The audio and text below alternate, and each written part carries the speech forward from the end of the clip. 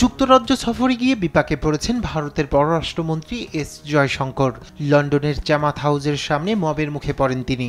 এ সময় পররাষ্ট্রমন্ত্রীর গাড়ি লক্ষ্য করে হামলার চেষ্টা চালায় উত্তেজিত জনতা। এছাড়াও ভারতের জাতীয় পতাকা ছিঁড়ে ফেলার ঘটনাও ঘটে সেখানে। ভারতীয় বার্তা সংস্থা এএনআই জানিয়েছে, জয়শঙ্কর কর্মসূচি শেষে বের হওয়ার সময় বিক্ষোভকারীদের ভিড় থেকে এক ব্যক্তি হঠাৎই ছুটে গিয়ে তার গাড়ির সামনে দাঁড়ায়। এরপর কনভয়ের সামনেই ছিঁড়ে ফেলে ভারতের জাতীয় পতাকা। এ সময় পররাষ্ট্রমন্ত্রীর কনভয়ের কাছে গিয়ে স্লোগান দিতে শুরু করে আরও কয়েকজন খালিস্তানপন্থী কর্মী। ঘটনার শুরুতে পুলিশ কিছুটা দ্বিধাগ্রস্ত থাকলেও কিছুক্ষণ পর বিক্ষোভকারীদের সরিয়ে নিয়ে যায় তারা। নিরাপত্তা বিশ্লেষকদের কেউ কেউ মনে করছেন, এ ঘটনায় জয়শঙ্করের নিরাপত্তার ক্ষেত্রে বিপজ্জনক গাফিলতি স্পষ্ট হয়েছে।